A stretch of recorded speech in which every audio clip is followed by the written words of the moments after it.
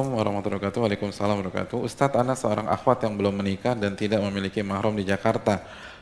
Domisili Ana di Cengkareng, Jakarta Barat, dan untuk datang kajian Sabtu malam di Blok M butuh waktu 1,5 jam dan pulang malam. Manakah maslahat yang lebih besar Ana datang ke tempat kajian dengan teman akhwat Ana yang lain, atau tidak datang ke tempat kajian dan menggunakan media sosial untuk mengikuti kajian? Ya, terima kasih jazakallahu khair atas pertanyaannya.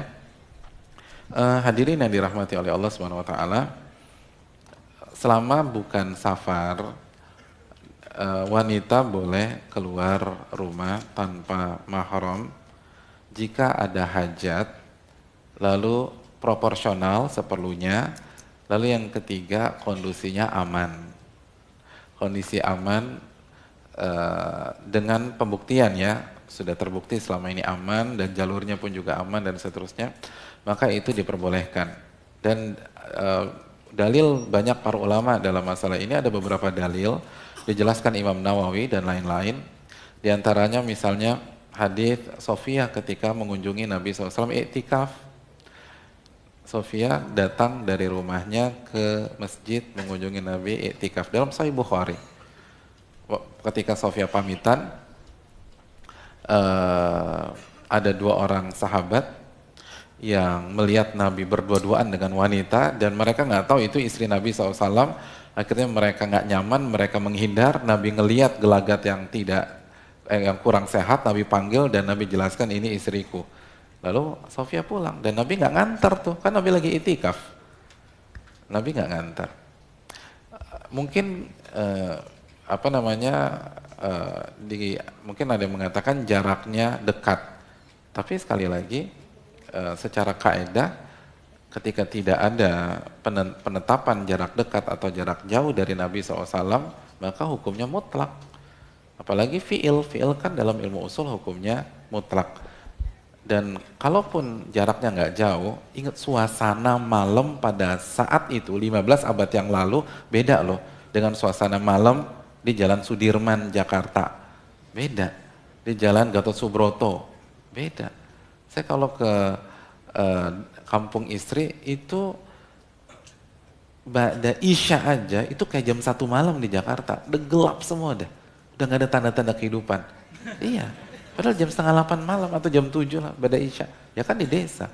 Itu di abad yang sama gitu loh. Gimana 15 abad yang lalu? Lampu belum ada, listrik belum ada. Jadi, tapi aman kan, nggak ada kasus pada zaman itu. Terus juga ketika dalam hadis Bukhari, Aisyah pergi bersama Ummu Mistah untuk buang air di tempat yang cukup punya jarak dengan pemukiman untuk buang air. Jadi Ummu Mistah berdua tuh, perempuan-perempuan, dan lagi-lagi kondisi malam. Dan kondisinya beda dengan penerangan di Jakarta. Bukan berarti Jakarta pasti lebih safety, enggak. Saya ingin menggambarkan gimana suasana gelapnya pada saat itu. Walaupun kalau aman, jelas aman dulu daripada sekarang. Ini walaupun terang-terang, tetap aja serem-serem juga kan gitu.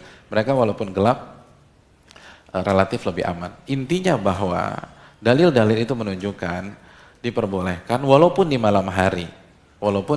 Karena Aisyah malam hari, Sofia malam hari. Dengan catatan itu tadi, ada hajat, terus yang kedua proporsional. Jadi kalau memang kita mau kajian, habis kajian pulang gitu loh. Jangan clubbing, pulang.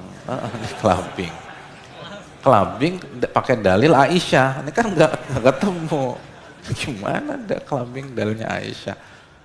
Saya hangout Pak Ustadz, ini kan Hafsah, ya, Sofia nggak pernah hangout, Aisyah nggak pernah clubbing. Jadi jangan pakai, ini nggak nyambung. Walaupun aman gitu, jadi langsung pulang. Dan kalau bisa ada yang dampingi, temenin, itu lebih bagus. Sebagaimana Aisyah ditemani oleh Ummu Mistah. Wallahu ta'ala alam bishawab.